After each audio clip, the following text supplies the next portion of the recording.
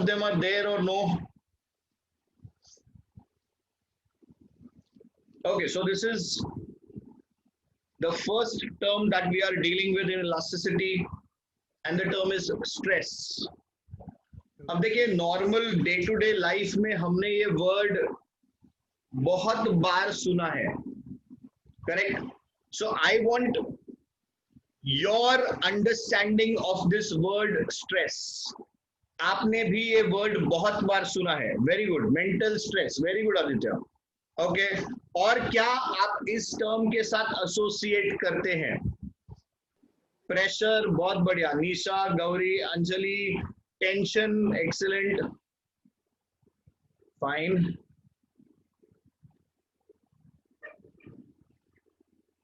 Okay okay. So basically सभी ने ये वर्ड सुना हुआ है, right? So stress is something that we have heard of. अब जो नॉर्मल हम लोग के डे टू डे लाइफ में है स्ट्रेस, कहीं ना कहीं this is mental pressure that we are talking about. हम लोग जब स्ट्रेस की बात करते हैं तो it is mental stress that we are talking about. Do you agree कि हर एक इंडिविजुअल का स्ट्रेस हैंडलिंग कैपेसिटी अलग अलग होता है? कोई थोड़े में गुस्सा होता है, कोई ज्यादा में गुस्सा हो जाता है, राइट? बराबर. तो stress handling capacity varies from person to person. सब आदमी सेम स्ट्रेस नहीं उठा पाते, करेक्ट? अब ऐसा क्यों होता होगा? क्योंकि हर एक का एरिया अलग अलग है. See I am just putting it very plain and simple. जिसका एरिया ज्यादा, वो ज्यादा स्ट्रेस हैंडल कर सकता है, उसका स्ट्रेस का इफेक्ट कम रहेगा उसके ऊपर. और जिसमें एरिया कम, उसको स्ट्रेस का effect will be more. So basically stress जो एक वर्ड है जो आपने बोला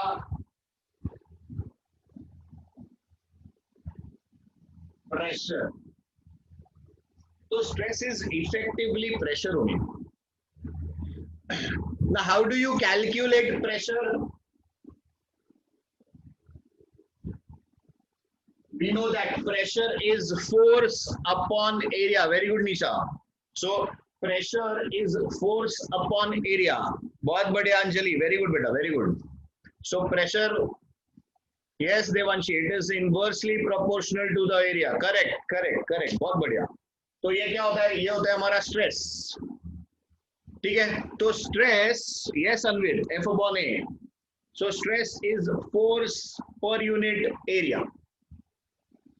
तो आपको एक कन्वेंशन, एक बेसिक समझने के हिसाब से, कल जैसे हमने देखा था, तो अगर हम एक बॉडी लेते हैं,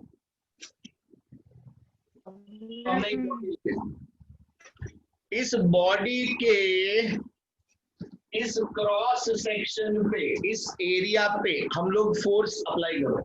So area under consideration is this part. इस पे हमने force apply किया. So this F is my applied force. अब जैसे ही हमने किया तो what will happen? Observe.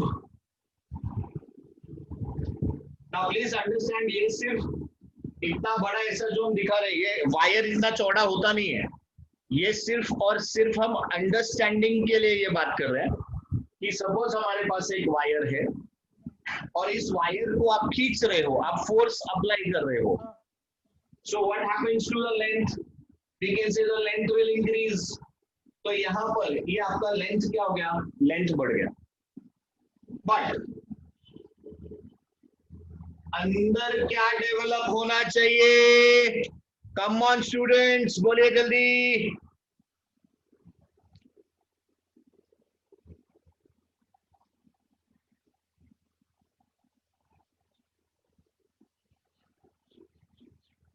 जबरदस्त शिवम, वेरी गुड बेटा. सो अंदर डेवलप होगा I R F, internal restoring force. Very good Gauri. So अंदर के तरफ जो फोर्स डेवलप होगा, correct, it will be the internal restoring force. तो जैसे जैसे आप अप्लाइड फोर्स बढ़ाते जाओगे, आपका इंटरनल रिस्टोरिंग फोर्स बढ़ेगा।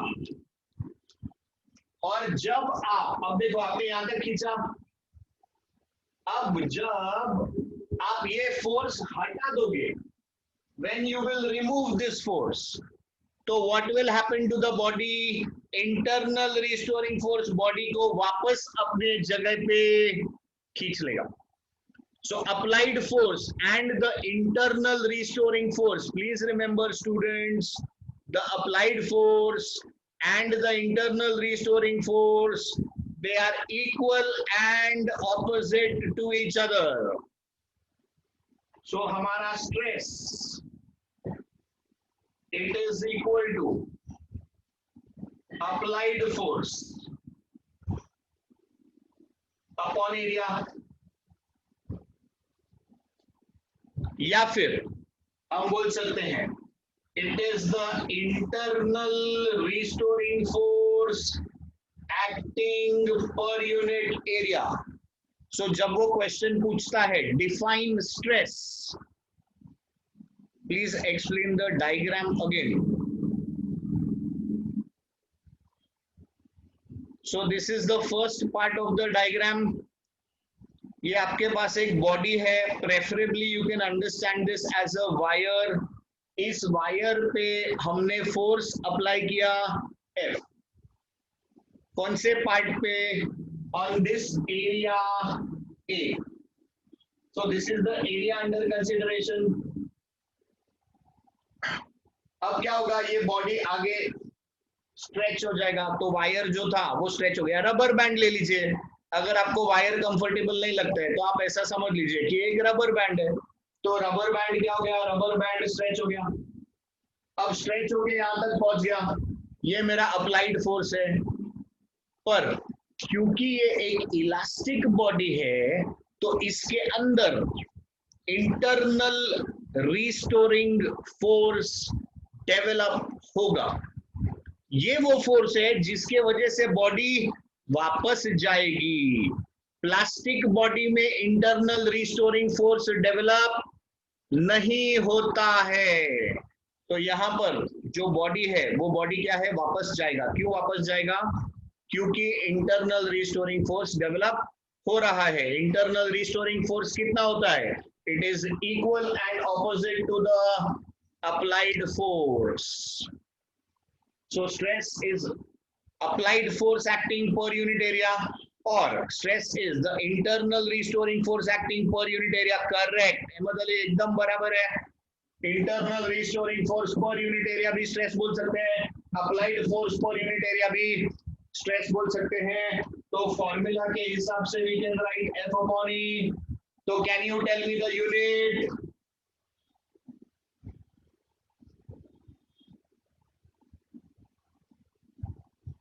What is going to be the unit?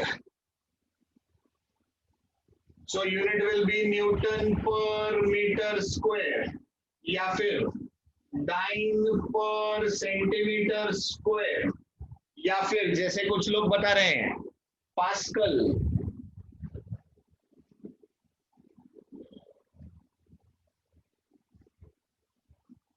Pascal is generally not used. Yes, many of you have given the answer. वो आप प्रेशर के पर्सपेक्टिव से बता रहे हैं, बट जब हम SI यूनिट मेंशन करेंगे तो then they will be giving you Newton per meter square. Most of the questions, yes, you can write deforming force upon area also.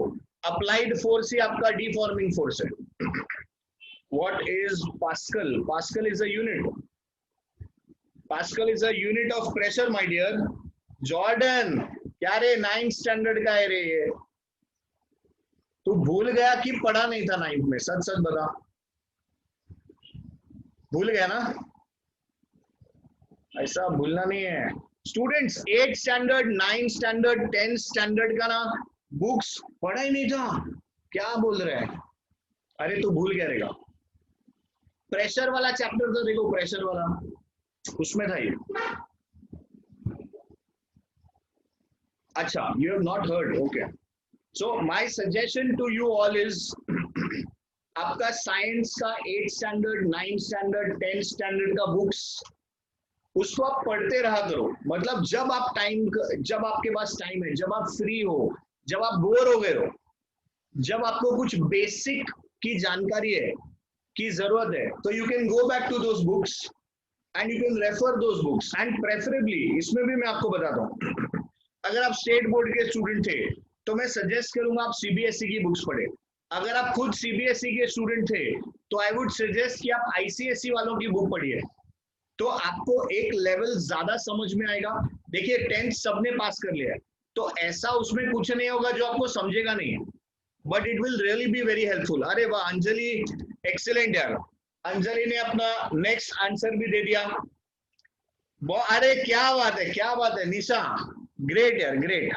तुम लोग मुझे कितना समझने लगे हो कि अब ये नालायक अगली बार जो पूछने वाला है सवाल पहले आंसर दे दो। तो यूनिट्स आ गया है तो अगला सवाल डायमेंशंस का ही बनता है। बहुत बढ़िया students. So next is dimensions. तो आना शुरू हो चुके अपने पास। Very good Tanvi. चलिए फटाफट स्टूडेंट्स लिख के भेजिए dimensions. Shraddha, same as pressure but I want the dimensions बेटा। ऐसा नहीं लिख सकते ना, प्रेशर का जो है वो आप चेक कर लो, हमको डायमेंशन लिखना पड़ेगा एलएमटी में। Very good Neha, very good Sheikh Saman, Vishal, Puneet. Puneet गड़बड़ किया तूने। Ahmad correct, Gargi correct, Shivam correct, Shravani correct, Gauri correct, come on Nashik, Ansila correct, Taiyaba correct. भेजिए चैट बॉक्स में भेजिए। सरायू करेक्ट, देखिए उधर चैट बॉक्स है उसमें प्लीज लिख के भेजिए। अंकिता वेरी गुड बेटा, very good, excellent. Mustafa correct, Brahmjot correct, Gauri Rajput correct, Sakshi correct, Tanmay correct, Devanshi correct, Vaibhav Patil correct, Aman correct, Aira correct. बहुत बढ़िया, बहुत बढ़िया, सुपर। अनवित करेक्ट। ओके, अभी इसमें एलएमटी में लिखो या एमएलटी में लिखो, it doesn't make much of a difference. So this is L-1 M1 T minus. सो ये हो गया डायमेंशंस। शाबाश, वेरी गुड जॉर्डन। एके भाऊ कुठे तुम्ही, आंसर नाही आला। वेरी गुड सूरज, पीयूष, आर्यन, वैभव, किधर है आंसर? आदित्य करेक्ट बेटा। अरे लिखने नाले देखने के बाद लिख रहे हैं।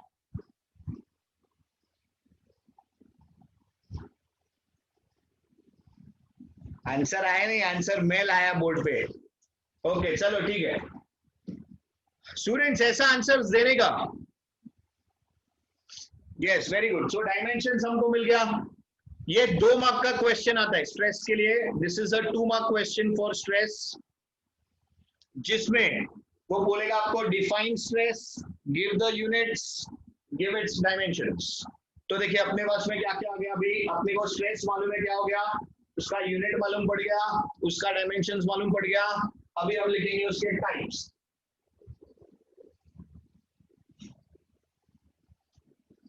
सो स्ट्रेस के 3 टाइप।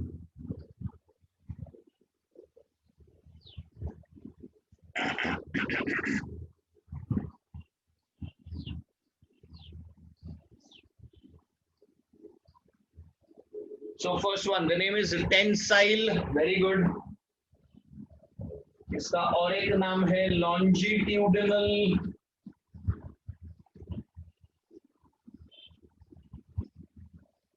इसका और एक पैटर्न है compressive. ये आपने compressive वर्ड टीवी के एडवर्टीजमेंट में बहुत सुना होगा। वो सलिया का जो ऐड आता है वो, और सीमेंट का जो ऐड आता है वो। अंजलि आज फुल फॉर्म में है। अंजलि आज जो तूने खाया है मम्मी को बोलना वही तू रोज बनाया करे, लेक्चर के पहले वही खाया कर। सब क्या फटाफट आंसर दे रही आज फुल एक्शन। बहुत बढ़िया। टाइप्स में टाइप नंबर 2 इज वॉल्यूम। सो दूसरा जो स्ट्रेस है अपने पास, that is okay, light off. चलिए ठीक है, क्या बात है अंजलि, एक्सेलेंट बेटा, excellent. So this is volume stress, also known as the hydraulic stress. Excellent guys, excellent. But अपने को मोस्टली क्वेश्चंस में ना वो वॉल्यूम ही मेंशन करेगा। हाइड्रोलिक भी एक नाम है बिकॉज वो उससे रिलेटेड है, वाटर या लिक्विड से रिलेटेड है, इसलिए hydraulic. And the last one is shear stress, yes, shearing stress.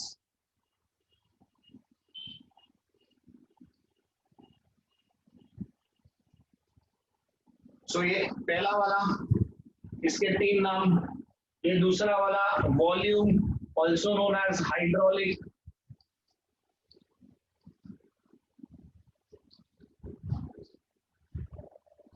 And the third one, this is shear.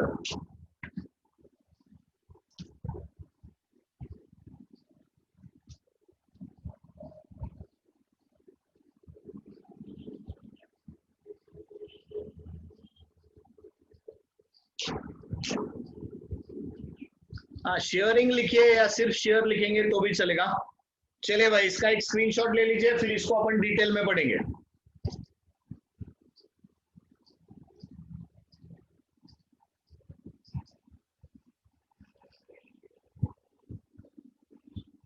Done, sir.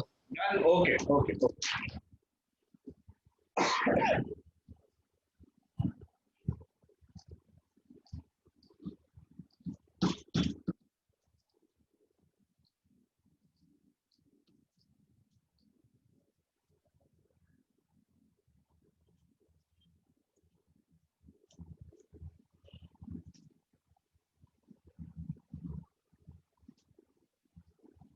तो देखिए, स्ट्रेस और उसका यूनिट्स और उसका डायमेंशंस।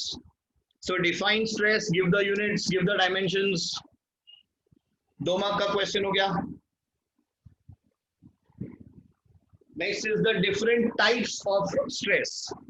अब देखिए, बाय नेचर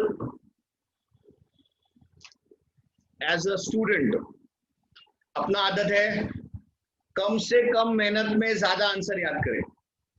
तो हम एक डेफिनेशन बनाएंगे सो दैट हम तीनों आंसर याद कर सके। टेंसाइल के लिए पूछेगा, वॉल्यूम के लिए पूछे या शेयरिंग के लिए पूछे, we should be able to remember all the 3 answers by just making 1 slide change. एक वर्ड चेंज करेंगे, अपना आंसर डन। नहीं नहीं, एफ अपॉन ए नहीं आएगा इसमें बेटा। F upon A V will use for stress only. But जब हम स्पेसिफिक टाइप्स ऑफ स्ट्रेस पढ़ेंगे तो वी विल सी कि उसमें क्या हो रहा है।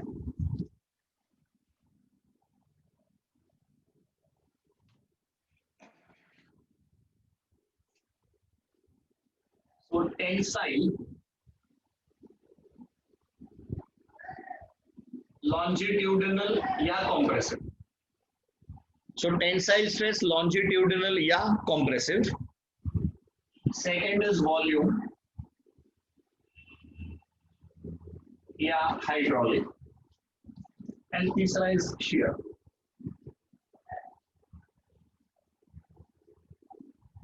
चलिए स्टूडेंट, सो लेट्स सी इसमें क्या होता है, कैसे होता है।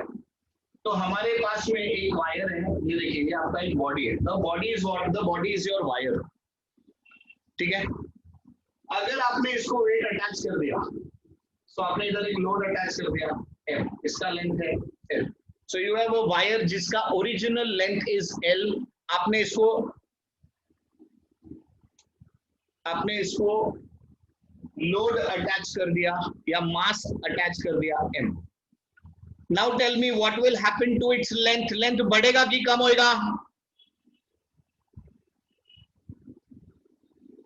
लेंथ बढ़ेगा। ओके ग्रेट, तो लेंथ बढ़ेगा, सही है। सिमिलरली अगर वायर होता या एक रॉड होता और आप उसको कॉम्प्रेस कर दे, अगर आप फोर्स अप्लाई करते इनवर्ड्स, तो उसका लेंथ डिक्रीज होता। तो जो फर्स्ट वाला टाइप है, सो जो फर्स्ट वाला टाइप है टेंसाइल, लॉन्जिट्यूडिनल या कंप्रेसिव, इसमें जो पैरामीटर चेंज होता है वो है length. Let's come to the second one.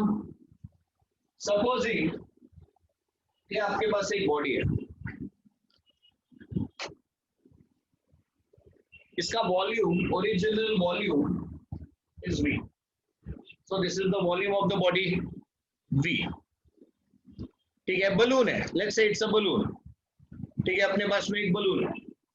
Now when you apply force perpendicular, perpendicular के लिए वर्ड होता है normal. No, it will not burst. इतना जोर से नहीं लगाएंगे भाई. So we are trying to apply force perpendicular to the body, so you will find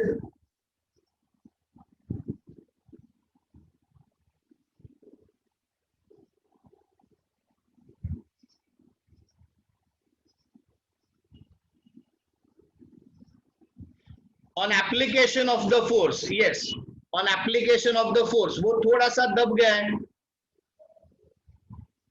ठीक है, करेक्ट.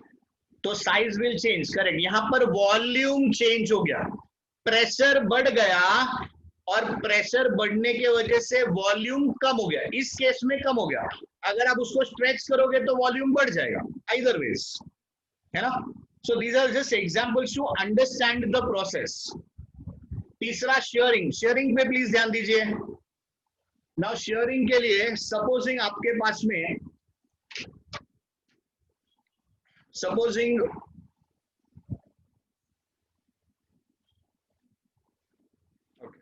नाउ सपोजिंग आपके पास में एक बॉक्स है, एम्प्टी बॉक्स, एक खाली बॉक्स है आपके पास. So this is the empty box that you are having.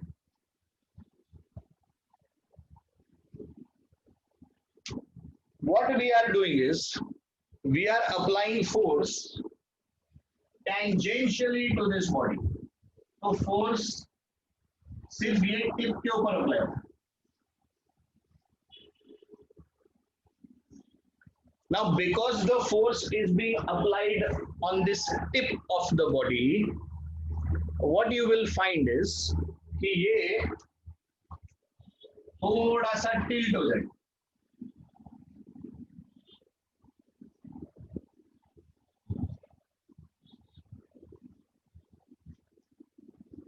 मतलब जो पॉइंट इधर था A, it has moved here A dash. जो इधर था B, it has moved here B dash. तो A moves to A dash, B moves to B dash. ये कब हुआ? On application of the force. तो अगर आप ध्यान से देखो, पहले इसका शेप कैसा था और अभी क्या हो गया? अभी इसका शेप चेंज हो गया. Very good Anjali. इस फोर्स को हम बोलते हैं टेंजेंशियल फोर्स. तो शेयरिंग के टाइम पे जो फोर्स अप्लाई होता है उसका नाम है टेंजेंशियल फोर्स. वॉल्यूम के टाइम पे जो फोर्स अप्लाई हो रहा है, ध्यान से देखिए, वो है normal force. The force is applied normally to the body. तो नॉर्मली क्या होता है, जब आप पढ़ते हो उसको तो उसमें आता है force is applied normally to the body. तो अपने को लगता है अच्छा नॉर्मल फोर्स अप्लाई हो रहा है, बट ये वो नॉर्मल नहीं है, ये परपेंडिकुलर वाला नॉर्मल फोर्स है. Tangentially to the body, that means at the topmost point you are applying the force. अब इसका एक और एग्जाम्पल आप देख सकते हो. अगर आपके घर में वो पत्ता खेलते हैं, मालूम है वो पत्ता, कार्ड्स जिसको बोलते हैं. So if you have a pack of cards या डेक ऑफ कार्ड्स अगर आपके पास है, आपने उसको ऐसा रखा, आप उसका जो टॉप मोस्ट कार्ड है सिर्फ उसको उंगली से ऐसा पुश करो, सो यू विल फाइंड वो सब थोड़ा थोड़ा थोड़ा ऐसा सरक के इस तरीके का शेप बन जाएगा. तो पहला स्ट्रेस, दूसरा स्ट्रेस, तीसरा stress. Now we will come up with the formula first and then with the definition first and then we will write down the respective formula. चलिए देखिए please. So when the applied force, यहाँ पर आपने force apply किया है, इधर भी आपने फोर्स अप्लाई किया है, इधर भी आपने force apply. So when the applied force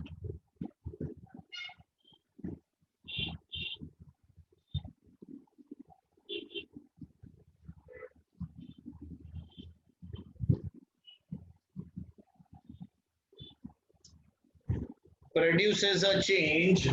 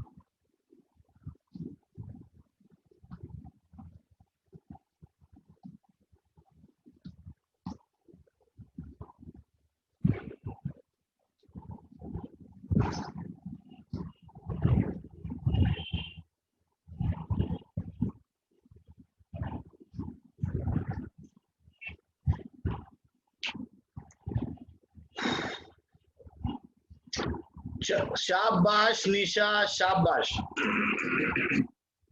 okay my dear students now just observe तो तुमको समझ में आ जाएगा कि तुम ही नालायक नहीं हो तुम्हारा सर तुमसे भी बड़ा नालायक है और स्टूडेंट रहा होगा तो कितना बड़ा रहा होगा देखो एक झटके में अपने को 3 आंसर करना है ऐसे बहुत सारे आंसर्स आएंगे जो आपको लगेगा 1.5 पेज के है 2-2 3-3 पेज के है अपन उड़ाएंगे उसको फटाफट अगर आपने वो टेंशन वाला आंसर पढ़ा होगा अगर आपने वो सर्कुलर मोशन का टेंशन वाला डेरिवेशन किया होगा बुक में रीड किया होगा और अपना आंसर रीड किया होगा तो आपको डेफिनेटली समझ गया होगा अपन ने 3 लाइन में उड़ा दिया था पूरा डेफिनेशन का derivation so students you will have to develop this see this is my art I can show it to you ठीक है बट जब तक आप उसको प्रैक्टिस नहीं करोगे ये आपका नहीं बनेगा अगर आपको वो स्किल अपने अंदर लाना है तो आपको वो खुद प्रैक्टिस करना पड़ेगा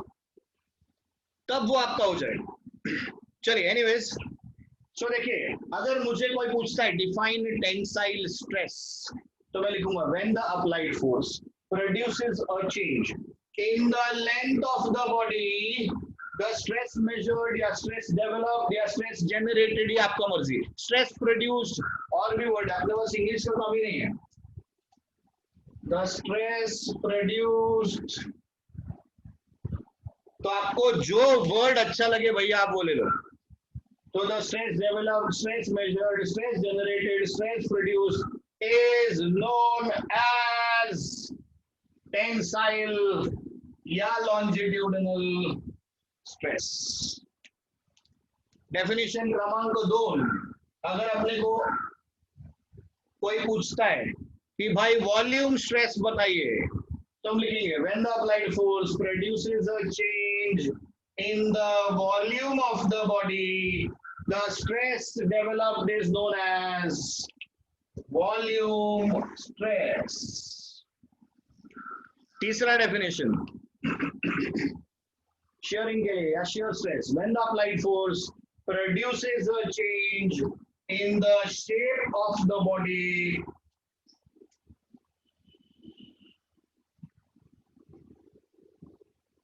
the stress developed is known as shear stress बोलो भाई 3 डेफिनेशन डन समझ में आ रहा है Yes, sir. ओके चलिए जरा फोटो ले लीजिए फिर अपन इसका फॉर्मूला लिखेंगे डन सर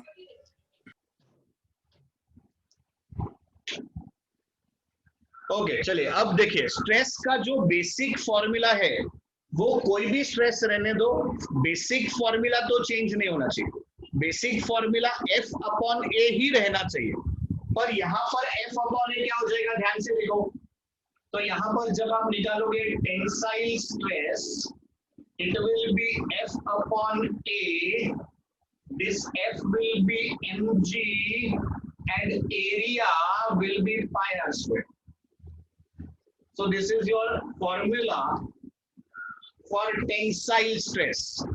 अब ये क्या हुआ, लेट अस अंडरस्टैंड। ये मेरे पास था वायर, ठीक है, नीचे आपने लगा दिया लोड, तो आपने जो लोड कनेक्ट किया है वो इस सर्कुलर पार्ट के ऊपर कनेक्ट हुआ। What is area of this circle? Area of the circle is pi r square. तो आपका जो एरिया है A, it will be replaced by pi r square. अब जो आपने लोड अटैच किया है उसका मास कितना है, m, पर उसका वेट कितना होगा, फोर्स। जब आप उसको मास को न्यूटन में कन्वर्ट करोगे तो it will be multiplied by g। तो आपका फॉर्मूला आ जाएगा mg upon pi r square. So tensile stress या लॉन्जिट्यूडिनल स्ट्रेस या compressive stress, the formula is F upon A, which is mg upon pi r square. Now let's come to this. This is fairly simple. It is fairly direct. So volume, तो हमको चाहिए volume stress, please ध्यान दीजिएगा। So volume stress अपने को मालूम है, volume stress is F upon A, force upon area, but force upon area is pressure, and here what are we changing? We are changing the pressure. तो basically जब volume में आप पढ़ेंगे तो you can write this as dp. In some books you will read it as delta p, triangle p. देखिए मैंने आपको बहुत पहले, वो पहले चैप्टर में बताया था कि आपके पास दो, आपके पास डेल्टा, आपके पास ट्राइंगल, आपके पास स्मॉल डी, ये सारे के सारे symbols they mean the same. ये सिर्फ टाइम टू टाइम वो चेंज होता गया है। आजकल हम लोग ये ज्यादा प्रेफर करते हैं, डेरिवेटिव्स जब आप लिखते हो तो डी बाई डी एक्स करते हो, इसके लिए ये डी ए प्रेफरेबल है। आज से कुछ 50, 60, 100 साल पहले ये चल रहा था, उसके पहले ये सब चल रहा था। तो जैसे जैसे वो ABCD alpha beta gamma develop हुआ, DP means change in pressure बेटा। Jordan, dp is the, what is force upon area? Force upon area is pressure. So volume stress किसके वजह से? It is because of the increase or decrease of pressure. यहाँ पर हमने pressure बढ़ाया तो volume कम हो गया। अगर आप प्रेशर डिक्रीज करोगे तो वॉल्यूम इंक्रीज हो जाएगा। when will something expand? Volume is increasing, that means pressure on it is decreasing. So this is the change in pressure. dp means the change in pressure. So वो चाहिए तो लिख लो, what is dp? dp is change in pressure. Okay, चलिए तीसरा वाला सबसे simple answer है shear stress. So what is shear stress? Shear stress is simply force upon area. पर इसमें गड़बड़ किधर होता है, एरिया कौन सा लेने का। प्लीज रिमेंबर, ये हमने 2 डायमेंशनल व्यू दिया है आपको। सो whenever you are having a 3 dimensional figure, like for example ये, तो हमारे पास में जो बॉडी है, फोर्स हम कहाँ अप्लाई कर रहे हैं, फोर्स हम यहाँ अप्लाई, तो ये आपका फोर्स अप्लाइड है। तो it is only this much area that should be considered. होता क्या है, वो आपको दे देगा cube, length of the cube is this much, तो बच्चा एरिया में क्या करता है, 6l स्क्वायर निकाल देता है। 6l स्क्वायर नहीं लेना है, you just have to calculate the area of this topmost surface. यहाँ पर मैक्सिमम बार जो बच्चे से गलती होता है वो सिर्फ इसी चीज का होता है कि वो एरिया निकालने में गड़बड़ करते हैं। तो ऑलवेज रिमेंबर, shear stress का जो एरिया है, it is the area of the topmost surface. हाँ, side square, correct, side square भी चलेगा, length square, side square, perfect. But क्या होता है, व्हेन दे से इट्स अ क्यूब, आपने वो पढ़ा है ना सरफेस एरिया वॉल्यूम, तो वो अपने दिमाग में इतना बैठा रहता है, क्यूब 6l स्क्वायर, तो unknowingly we have that habit of writing 6l square. तो वो अपने को ध्यान देना है कि वो 6l स्क्वायर नहीं है, यहाँ पर सिर्फ l स्क्वायर है, या फिर अगर रेक्टेंगुलर पैरेललोपिपेड होगा तो it will be length into breadth. So accordingly we have to change and we have to decide कि भाई क्या बॉडी दिया है, उसके हिसाब से आप एरिया निकालिए। भी रहने दो, ये रहेगा तो अच्छा है। स्टूडेंट्स इसका एक पिक ले लीजिए, ये आपका। Done sir. हाँ, एक मिनट में हट जा रहा हूँ इसका। Done sir.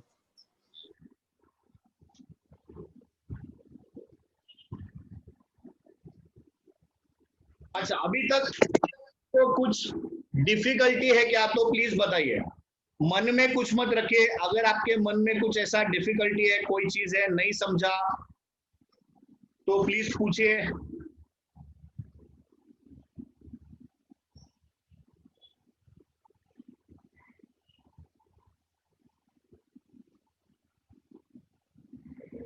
रिया बेटा कुछ डाउट है आपको?